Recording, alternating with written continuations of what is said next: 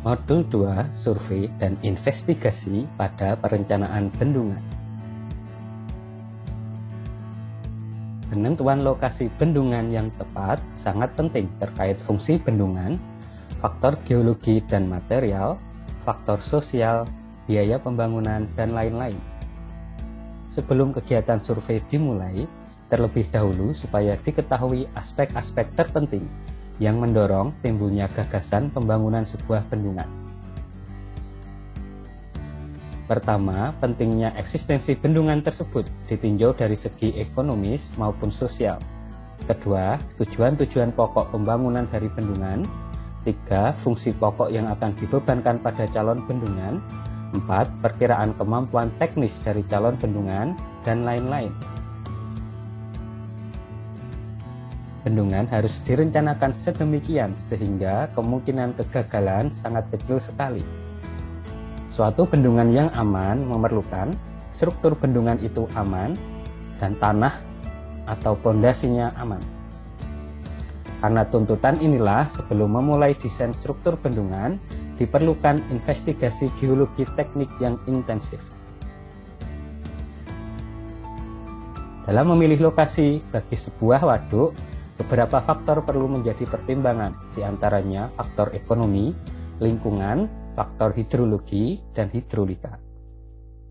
Setelah pemilihan lokasi bendungan, kemudian dilakukan survei, investigasi, dan kajian macam bendungan yang tepat untuk lokasi yang dipilih. Pertimbangan geoteknik akan sangat mempengaruhi pertimbangan pilihan macam bendungan. Kegiatan survei dan investigasi ini selain daerah tempat kedudukan calon bendungan, akan mencakup pula daerah di sekitar tempat kedudukan calon bendungan tersebut, yang diperkirakan akan mendapatkan pengaruh langsung baik pada saat-saat pelaksanaan survei dan investigasinya maupun pada waktu pelaksanaan pembangunannya.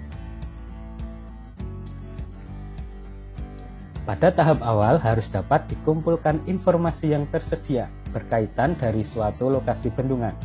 Data-data yang dibutuhkan adalah peta topografi, peta geologi, peta tanah atau soil maps, foto landscape, dan foto aerial.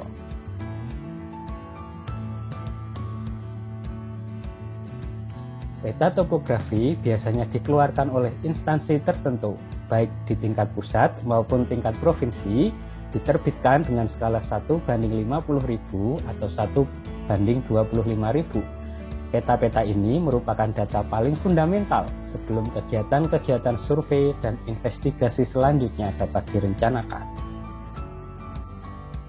Peta topografi harus mencakup wilayah waduk lokasi bendungan dan kemungkinan tempat pengambilan bahan bangunan atau borough area.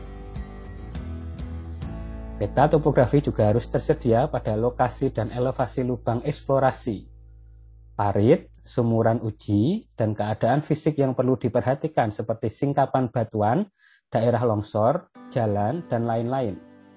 Topografi dari lembah waduk dipakai untuk menentukan volume waduk.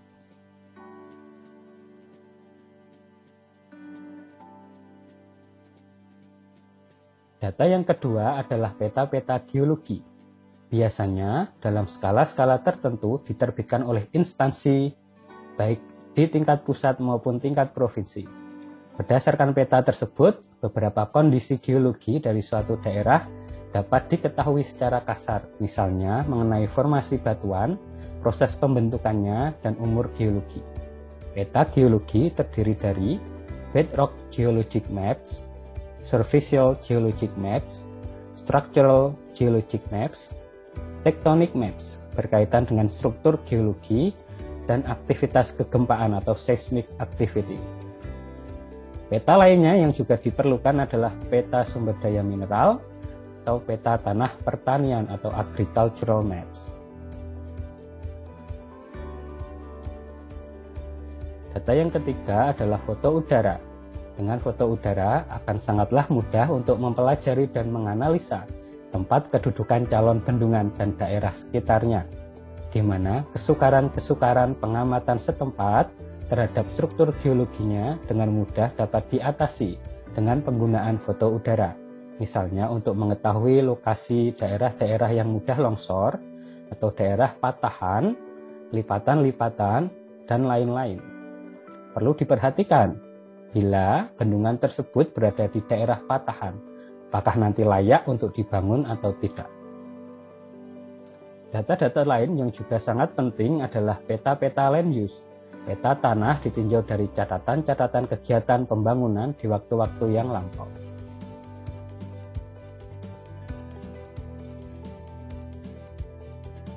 Kegiatan investigasi yang pertama adalah pengukuran dan pemetaan topografi, yaitu pemetaan dan pengukuran calon waduk. Pekerjaan pemetaan dan pengukuran akan mencakup daerah-daerah sebagai berikut. Daerah calon waduk yang akan tergenang air, jalur jalan-jalan raya, kereta api yang harus dipindahkan dari daerah yang tergenang. Daerah-daerah yang diperkirakan akan menjadi tempat kedudukan calon bendungan maupun tempat-tempat yang diperkirakan akan menjadi tempat kedudukan bangunan pelengkap dari bendungan yang bersangkutan. Pekerjaan pemetaan dan pengukuran ini diperlukan untuk melakukan hal-hal sebagai berikut, yaitu memperkirakan volume dari calon waduk, menentukan kedudukan calon bendungan serta bangunan-bangunan pelengkapnya, menentukan luas daerah yang perlu dibebaskan, termasuk semua bangunan dan tanaman yang berada di dalamnya. Untuk calon bendungan dan calon waduk, batas-batas yang dipetakan adalah: yang pertama, daerah yang dikelilingi oleh sebuah garis yang tingginya berada pada elevasi 1,2 kali tinggi calon bendungan. Kedua, daerah yang mencakup 50 meter di luar kedua ujung mercu calon bendungan dan melebar ke arah hilir sejauh 100 meter dari poros calon bendungan. Skala peta disesuaikan dengan luas daerah genangan, yaitu dengan ketentuan seperti yang tertera pada tabel di bawah. Garis-garis interval tingginya diusahakan 1 meter, 2 meter, atau 5 meter.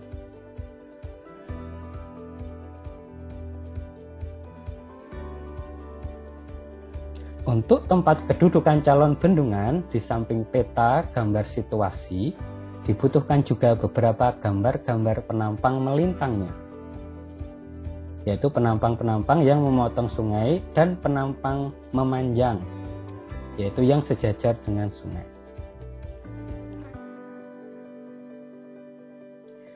Tujuannya yaitu untuk membuat gambar-gambar rencana tubuh bendungan, rencana perbaikan pondasi apabila kelak diperlukan, untuk mendapatkan gambaran secara kasar volume tubuh bendungan, memperkirakan kemungkinan lokasi pada bangunan-bangunan pelengkap bendungan, dan lain-lain. Peta-peta dan gambar-gambar supaya dibuat dalam skala 1:500 atau 1:1000 dengan interval tinggi 1 meter ataupun interval yang telah disesuaikan. Kegiatan yang kedua adalah survei meteorologi dan hidrologi. Kegiatan survei meteorologi dan hidrologi hanya dapat dimulai apabila sudah dipasang dan disediakan peralatan sebagai berikut, yaitu alat pengukur temperatur, alat penakar hujan, alat pengukur debit, alat pengukur temperatur air, alat pengukur sedimen, alat-alat meteorologi, dan lain-lain. Dari pencatatan alat-alat tersebut nantinya dapat digunakan sebagai acuan perhitungan analisis hidrologi dan analisis hidrolika yang dibutuhkan dalam perencanaan waduk, seperti menghitung debit banjir rencana, water balance atau keseimbangan air, menghitung sedimen transport, dan lain-lain. Guna pembuatan rencana teknis bangunan pelimpah sebuah bendungan, maka diperlukan suatu debit banjir rencana yang realistis.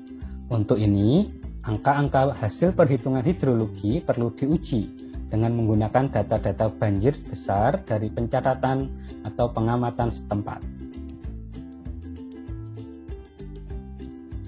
Pada rencana pembangunan sebuah bendungan, data-data curah hujan diperlukan apabila tidak ada pencatatan debit di sekitar lokasi yang dibangun bendungan.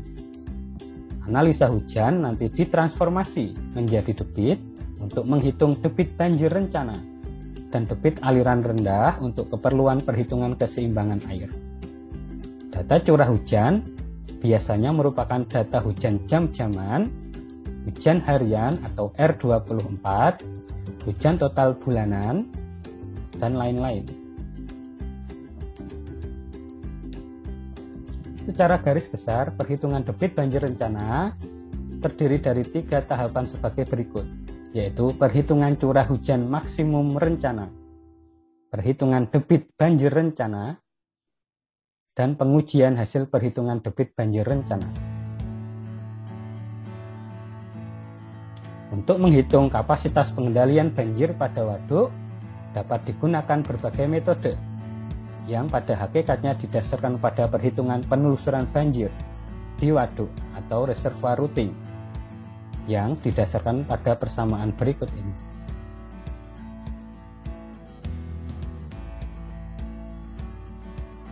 Pembangunan sebuah waduk biasanya direncanakan untuk dapat berfungsi dalam jangka waktu yang lama, lebih dari 50 tahun, bahkan ada yang sampai lebih dari 100 tahun.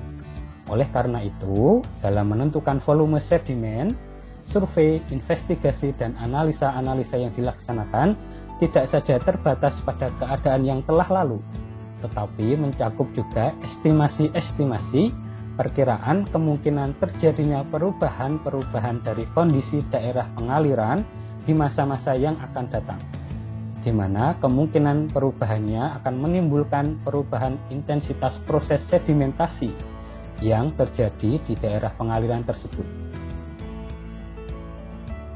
Permasalahan sedimen saat ini merupakan permasalahan mayoritas waduk yang ada di Indonesia. Oleh karena itu, memperkirakan volume sedimen merupakan kegiatan yang sangat penting.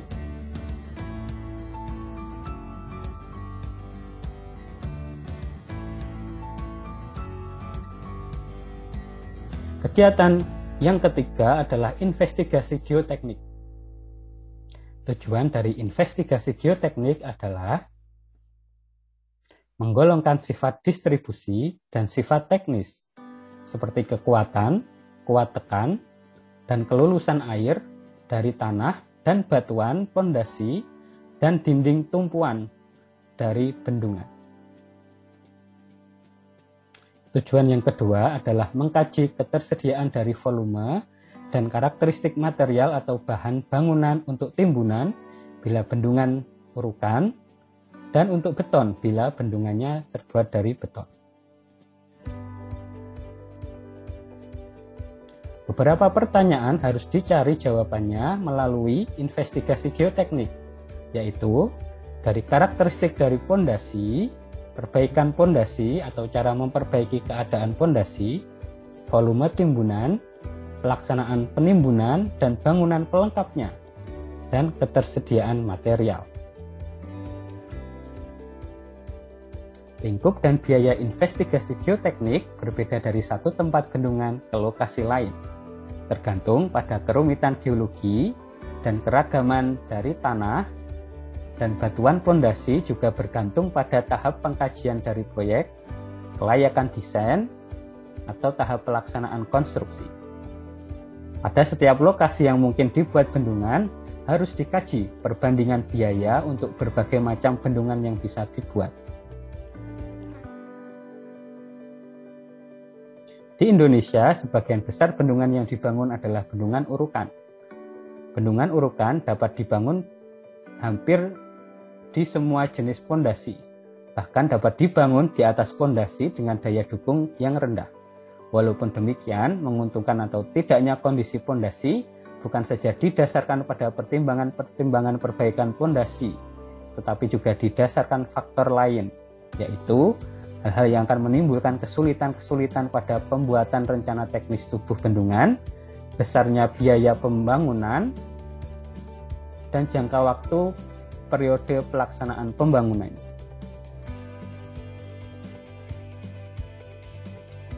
persyaratan utama untuk pondasi yang akan menjadi landasan tubuh bendungan Urukan adalah sebagai berikut. Pondasi calon bendungan supaya mempunyai kemampuan daya dukung dan kekuatan geser yang cukup aman untuk menahan semua jenis beban dari tubuh bendungan. Pondasi calon bendungan harus mampu mempertahankan diri terhadap gaya-gaya yang timbul oleh aliran filtrasi.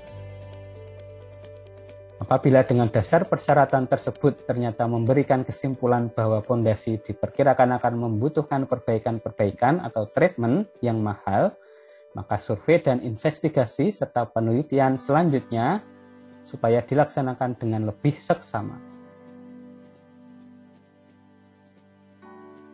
Kegiatan yang keempat adalah survei investigasi bahan bendungan. Didasarkan pada peta penampakan geologi, maka pertama-tama bahan bangunan harus diselidiki di daerah yang terletak dalam radius 500 meter sampai 1000 meter dari titik tengah calon bendungan. Apabila penyelidikan di dalam daerah tersebut hasilnya kurang memuaskan, maka daerah penyelidikan dapat diperluas dengan memperpanjang radius penyelidikan sampai dengan 2 km, sesuai gambar berikut.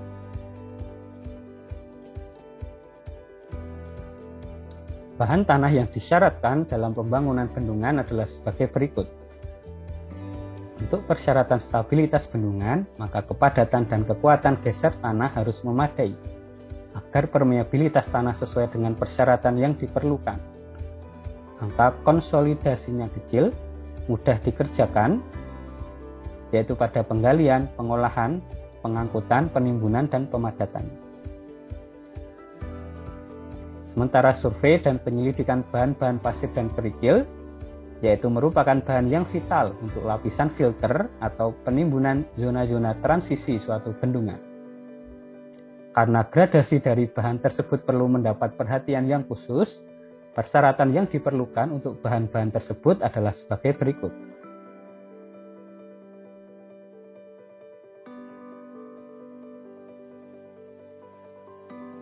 Kekerasan bahan supaya setinggi mungkin dan mempunyai kekuatan geser yang cukup tinggi. Bahan tersebut tidak mengandung campuran dari zat-zat organis atau mineral-mineral yang mudah larut. Bahan tersebut mempunyai kestabilan struktur yang tinggi terhadap pengaruh-pengaruh atmosfer maupun kimiawi lainnya. Dan bahan tersebut mempunyai kesamaan kemampuan drainage yang cukup memadai. Yang terakhir adalah survei bahan batu. Pada pembangunan bendungan Urukan, biasanya bahan batu dipergunakan untuk penimbunan dari seluruh tubuh bendungan tipe rockfill. Untuk penimbunan zona-zona lulus air atau setengah lulus air pada bendungan zonal, dan untuk hamparan pelindung pada lereng di hulu atau udik, ataupun timbunan drainage tumit di sebelah bawah lereng hilir pada bendungan-bendungan urukan tanah.